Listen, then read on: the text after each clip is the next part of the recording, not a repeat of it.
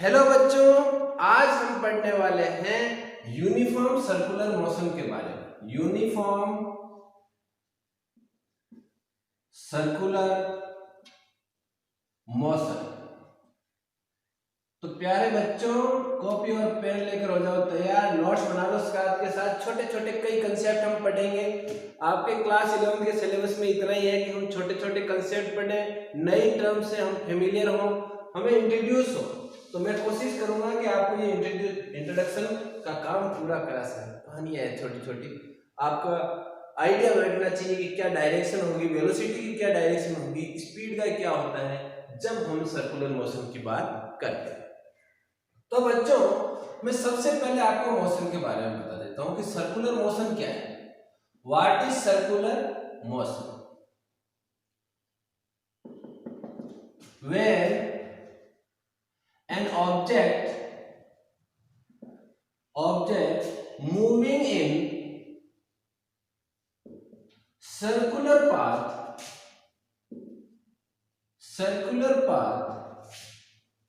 then it is circular motion। बहुत बढ़िया। अगर कोई भी पार्टिकल, कोई भी ऑब्जेक्ट सर्कुलर पाथ में मोशन कर रहा है तो उसे हम क्या कहेंगे? उसका पाथ जो अगर ये है तो उसे हम क्या कहेंगे? Circular motion. सिंपली, है ना? कोई इसमें तो ज्यादा सोचने वाली बात ही नहीं। घूमते जाओ, हो गया। नेक्स्ट टर्म इज, आज हम केवल टर्म्स पढ़ेंगे और अपना ये टॉपिक कंप्लीट हो जाएगा। Next is uniform circular motion. Uniform circular motion क्या होगा? तो बच्चों, यूनिफॉर्म किसे कहते हैं? जब उसकी स्पीड एक जैसी रहती है। सर्कुलर मोशन में क्या होता है बच्चों? स्पीड हमेशा सेम रहती है, वेलोसिटी सेम नहीं रहती। इसका हम रीजन अभी पढ़ने वाले हैं। पहले हम पढ़ लेते हैं यूनिफॉर्म सर्कुलर मोशन क्या है। व्हेन स्पीड ऑफ, वेलोसिटी की बात नहीं कर रहा हूं, किसकी बात कर रहा हूं? Speed of object is constant in, जब स्पीड है वो कांस्टेंट हो, किसमें? Circular motion, then language simple रखनी है, then it is uniform circular motion। Definition लिख लो, फिर आएंगे हम समझने पे तो सब कुछ समझ में आ जाएगा। स्पीड सेम है तो वो क्या हो गया? यूनिफॉर्म सर्कुलर मोशन हो गया। Okay, next term is angular displacement.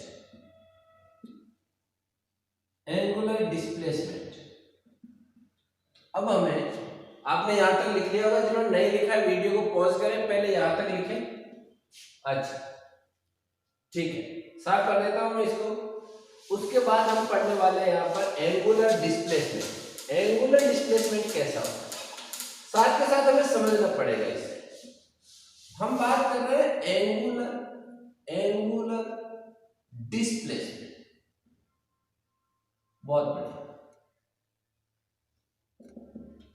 Angular displacement क्या होता है? देखो बच्चों, जब यहां पर इस सर्कुलर मोशन में कोई भी ऑब्जेक्ट मूव करता है, मान लो ऑब्जेक्ट यहां पर है और कुछ समय बाद इसने अपनी पोजीशन चेंज कर ली और ये पहुंच गया यहां पर। समझ में आई कहानी? तो ये डिस्प्लेसमेंट हम कैसे मेजर करेंगे? ये डिस्प्लेसमेंट हम मेजर करेंगे कि यहां से जो सेंटर की लाइन को मिला रहे थे और सेकंड में हम इसको ज्वाइन कर रहे हैं नई पोजीशन के साथ, तो इसके बीच का जो एंगल है theta, this is displacement and this displacement is called angular displacement. समझ में आई कहानी? पहले यहां थी अब यहां चली गई, कितने एंगल पर वो मूव किया उसने, वही एंगल एंगुलर डिस्प्लेसमेंट कहलाएगा। समझ में आई? यानी change in position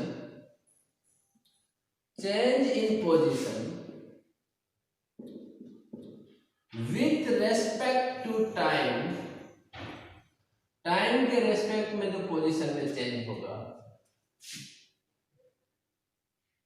change in position with respect to time is called angular displacement,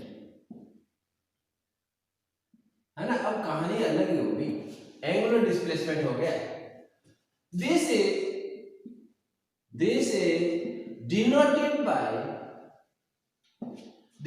denoted by theta. इसको किससे डिनोट करते हैं? थीटा। यूनिट क्या है इसकी? डिग्री या रेडियन। ये सब मैथमेटिक्स में पढ़ा हुआ आपका, डिग्री और रेडियन। एक बार रिकॉल कर लेते हैं। डिग्री और रेडियन मतलब हुआ, what is radian? Radian is length of arc upon radius. कैसे? ऐसे भी याद करेंगे तो बहुत कंफ्यूजन हो जाएंगे, सर जल्दी जल्दी कंसेप्ट बता रहे। नहीं, लेंथ ऑफ आर्क मान लो, टोटल लेंथ ऑफ आर्क कितनी है? सरकमफ्रेंस 2 पाई आर और रेडियस आर, यानी टोटल 2 पाई रेडियन का मामला है। अब लेंथ ऑफ आर्क आपने जितने भी ली है उसको हम रेडियस से डिवाइड करेंगे, तो जो मेजरमेंट आएगा, जो थीटा आएगा, वो किसमें आएगा? रेडियन में। लेंथ ऑफ आर्क, इस आर्क की लेंथ डिवाइडेड बाई आर, है ना, L by are.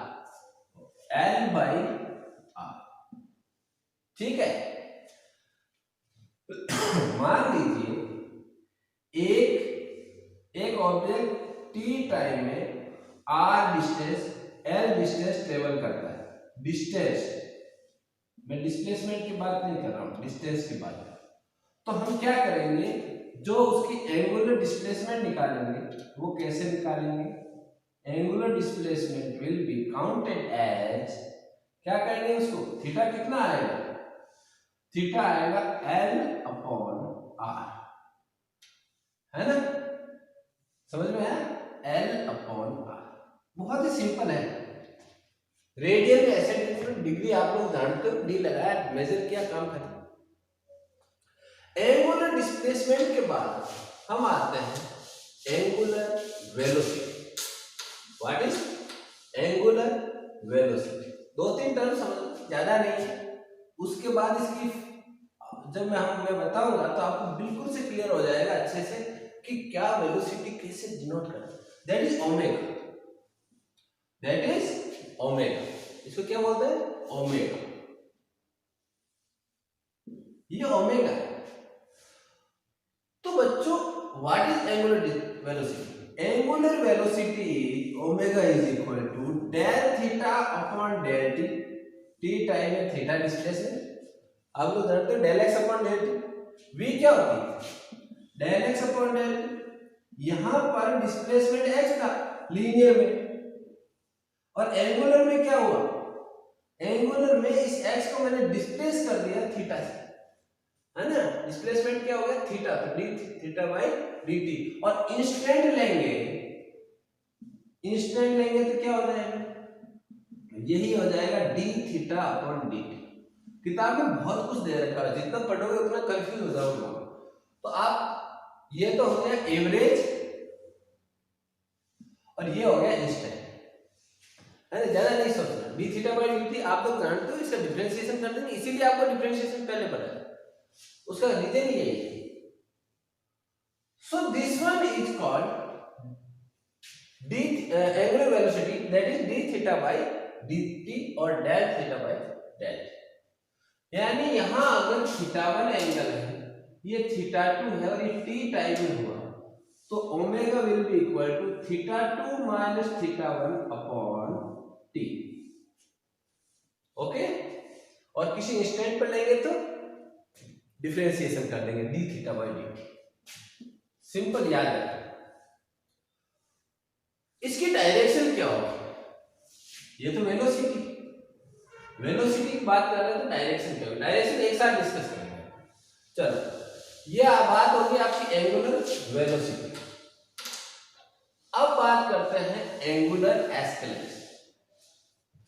Angular escalation, चलो that is called alpha.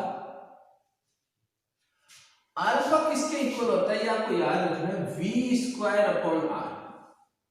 What is v? v is linear velocity. समझ में आया? इसमें क्या होता है बच्चों, जब हम यहां से ये मूवमेंट होता है ऑब्जेक्ट का जब मूवमेंट होगा तो जैसे एक जगह से दूसरी जगह पे जाने में ये सेम टाइम लेता है, स्पीड सेम रहती है, speed is same but velocity is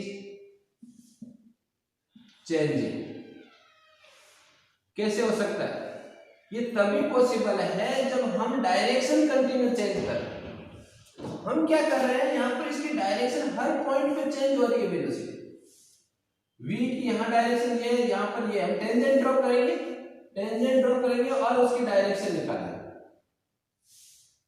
omega और v की डायरेक्शन सेम होगी, ओमेगा और v की डायरेक्शन सेम। इसका मतलब क्या है कि एंगुलर वेलोसिटी भी इसी डायरेक्शन में, लीनियर वेलोसिटी भी इसी डायरेक्शन में, तो दोनों के बीच में रिलेशन क्या होगा? दोनों के बीच में रिलेशन होगा v is equal to omega r।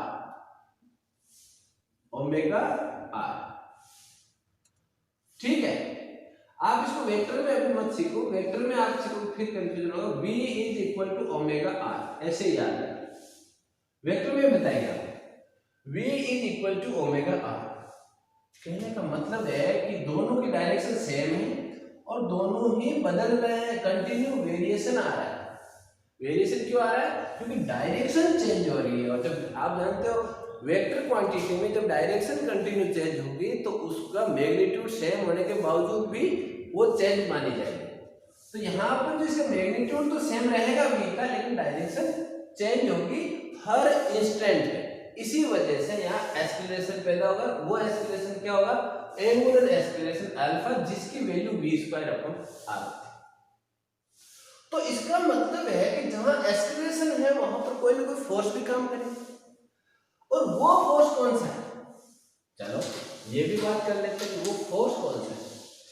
कोई अपने कोई यहाँ पर ये इस तरह का ये पाथ ऑफ द मोशन है, ये पाथ ऑफ द मोशन है, v की डायरेक्शन ये है, तो इसको जैसे यहां से छूटेगा ये सीधा जाना चाहिए, बट ये अंदर की तरफ मुड़ता जाता है ना। यहाँ ऐसी डायरेक्शन फिर ऐसी हो जाएगी, फिर ऐसी हो जाएगी, ऐसी हो जाएगी, ऐसी हो जाएगी, लेकिन ये क्या करेगा? अंदर की तरफ मुड़ता जाएगा, अंदर की तरफ इसकी डायरेक्शन चेंज होती जाएगी हर इंस्टेंट पे, है ना। आप लोगों ने देखा होगा पत्थर आपने अगर ऐसे धागे से बांध कर ऐसे घुमा कर छोड़ दिया तो वो सीधा स्ट्रेट लाइन में जाता है। ऐसे घुमाया और छोड़ दिया तो स्ट्रेट लाइन में जाता है, क्योंकि v की डायरेक्शन वो है। अंदर हमने उसको धागे से बांध रखा था, और बांधने का मतलब ये हुआ, धागे से बांधने का मतलब हुआ कि एक फोर्स अंदर की तरफ काम कर रहा था, जिससे जैसे उसको छोड़ा वो फ्री हो गया। फोर्स से फ्री होते वो अपने एंगुलर जो लीनियर वेलोसिटी उसका पाथ में जाए। तो यहाँ क्या हो रहा है? कुछ ना कुछ ऐसी चीज है जो इसको अंदर की तरफ बांधे रखती है, और वो उस चीज को एक नाम दिया गया यहाँ पर सेंट्रीपिटल फोर्स। सेंट्रीपिटल फोर्स, ठीक है। उस चीज को जो अंदर की तरफ बांधे रहता है, सेंट्रीपिटल का मतलब होता है सेंटर सीकिंग। सेंटर सीकिंग यानी सेंटर की तरफ जाना चाहता है ना, इसका मीनिंग होता है। तो सेंट्रीपिटल जो फोर्स है वो कितना होगा? वो एंगुलर एस्केलेशन, ये आप लोग जानते हो मास फोर्स क्या होता है? मास इनटू एस्केलेशन, है ना। तो यहाँ मास अगर m है और escalation v square upon r है, तो टोटल वैल्यू क्या होगी सेंट्रीपिटल फोर्स की? mv²/r। एक मैं आपको जानकारी और दे दूं कि कभी भी सेंट्रीफ्यूगल फोर्स नाम का कोई फोर्स वास्तव में एग्जिस्ट नहीं करता है, ये इस रूप में कोई दूसरा फोर्स काम करता है। कहीं पर जैसे हमने धागे से बांधा है तो सेंट्रीफ्यूगल फोर्स उस धागे में टेंशन के रूप में आएगा, कहीं कुछ और वजह से आएगा, कोई ना कोई ऐसा फोर्स होगा जो सेंट्रीफ्यूगल फोर्स के रूप में काम करेगा। लेकिन सेंट्रीफ्यूगल फोर्स ऐसा कोई एक्सटर्नल फोर्स नहीं है जिसको मैं कह दूं ये सेंट्रीफ्यूगल फोर्स है, ऐसा नहीं होता। कोई दूसरा फोर्स जैसे टेंशन, इलेक्ट्रोस्टैटिक फोर्स जो भी वहां पर है वो काम करता है, किसके रूप में? सेंट्रीफ्यूगल फोर्स के रूप में। जैसे मान लो कहीं पर ग्रेविटेशनल एक्सेलरेशन काम कर रहा है तो हम इसको mg के इक्वल कर देंगे, कहीं कोई दूसरा कर रहा है तो हम उसको टेंशन के बराबर, मान लो कोई टेंशन है धागे से बांध रखा है तो हमने इसको टेंशन के बराबर कर देंगे, यानी वो चीज काम करेगी किसके रूप में? सेंट्रीपिटल फोर्स में। But centripetal force is essential part of circular motion. हम सर्कुलर मोशन की कल्पना नहीं कर सकते इसके बिना, है ना। सेंट्रीपिटल फोर्स के बिना हम ये इमेजिनेशन नहीं कर सकते कि सर्कुलर मोशन होगी। So this is centripetal force. समझ में आएगा? अब डायरेक्शन की बात करें, सब के डायरेक्शन कहाँ काम करता है? डिस्प्लेसमेंट जो हुआ, मान लीजिए यहाँ ये कोई एंगल θ1 है जो कि आपको 0 लग रहा है यहाँ से, लेकिन हो सकता है आपको दूसरे रेफरेंस से नापे तो ये θ1 है, ये है आपका θ2।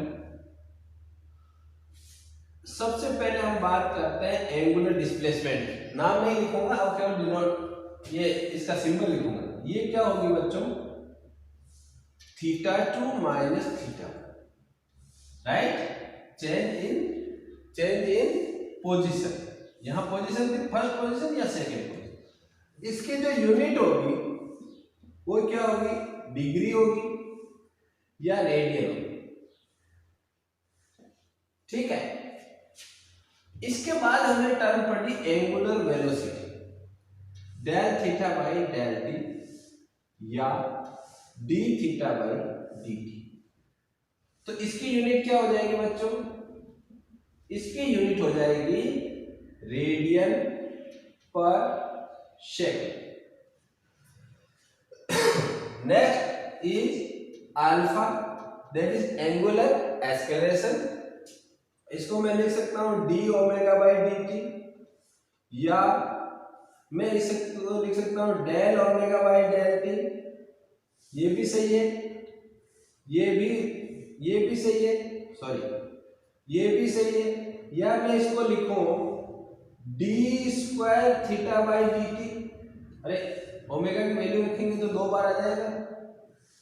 या मैं इसको लिखूं वी स्क्वायर अपॉन आर। ये सब एक इस अल्फा के ही फॉर्मूले हैं। और ये किसके इक्वल होगा? ये किसके इक्वल होगा बच्चों? ये इसकी जो यूनिट है वो किसके इक्वल होगी? यूनिट होगी इसकी, बताओ, radian per second square. Acceleration है ना, तो डिस्प्लेसमेंट अपॉन टाइम स्क्वायर, तो radian per second square. Centripetal force का आपको बढ़िया से एक्सप्लेनेशन हो गया। सो दैट्स ऑल, यही सब कुछ हमें पढ़ना था। मिलते हैं नेक्स्ट वीडियो में, तब तक कंटिन्यू स्टडीज, बाय।